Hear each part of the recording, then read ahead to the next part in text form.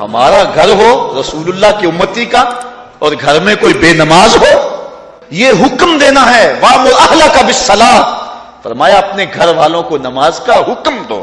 اس گھر میں نحوست ہوتی ہے جس گھر میں بے نمازی ہوتے ہیں۔ اس لیے آج ہم یہاں سے عزم کر کے جانا ہے کہ آج کے بعد ہم نماز نہیں چھوڑیں گے انشاءاللہ۔ اتنے زور سے کہو کہ شیطان کا کلیجہ پھٹ جائے۔ اللہ ہماری اس انشاءاللہ کو قبول کرے، قبول کرے۔ اللہ ہم کو پنجگانہ سجدے کی توفیق دے۔ کتنا بد نصیب ہے شخص کہ جس کی پیشانی اس کی حضور جھکتی نہیں ہے، سارا دن کبھی کسی کو سیلوٹ کرتا ہے، کبھی کسی کو سیلوٹ کرتا ہے، کہتا ہے میرے اس سے بھی تعلق ہونے چاہیے، اس سے بھی واسطہ ہونا چاہیے، اس سے بھی رابطہ ہونا چاہیے، کبھی دنیا میں کام پڑ جاتا ہے اس سے بھی تعلق رہنا چاہیے میرا۔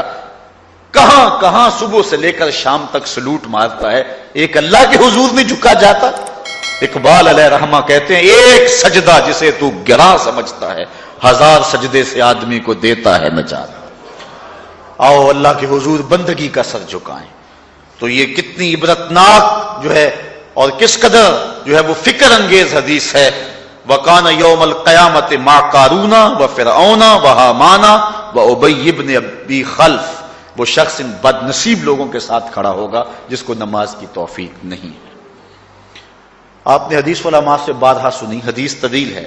آقا کریم معراج کی رات گئے تو وہاں مختلف لوگوں کو مختلف عذابوں میں مبتلا دیکھا۔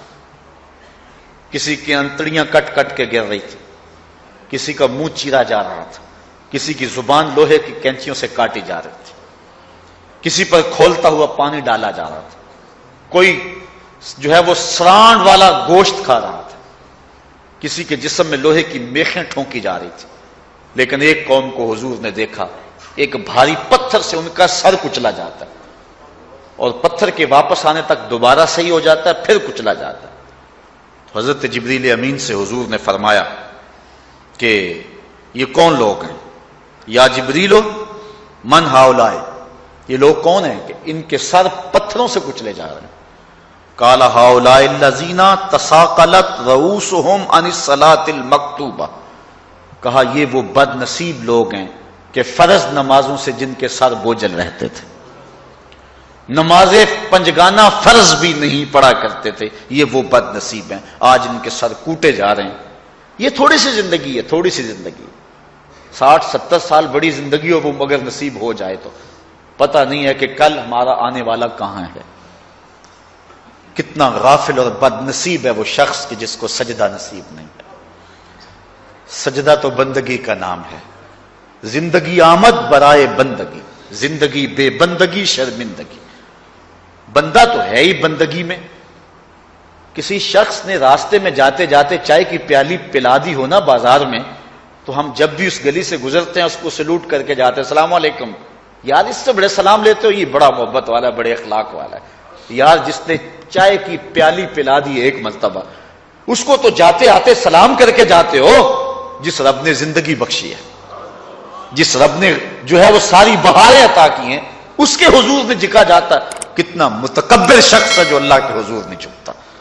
اللہ اکبر، کہا یہ وہ بد نصیب لوگ ہیں فرض نمازوں سے جن کے سر بوجھل رہا کرتے تھے۔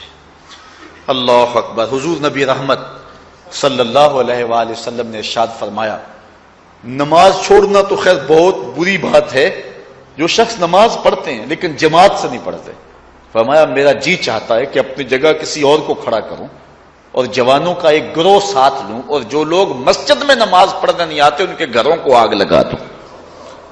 رحمت للعالمین آقا فرما رہے ہیں کہ ان کے گھروں کو آگ لگا دوں۔ کتنا غصہ ہے ان لوگوں پر کہ جو مسجد میں آ کر نماز نہیں پڑھتے، اور جو پڑھتے ہی نہیں، اس دور میں تو کوئی تھا ہی نہیں کہ مومن ہو نماز نہ پڑھتا ہو۔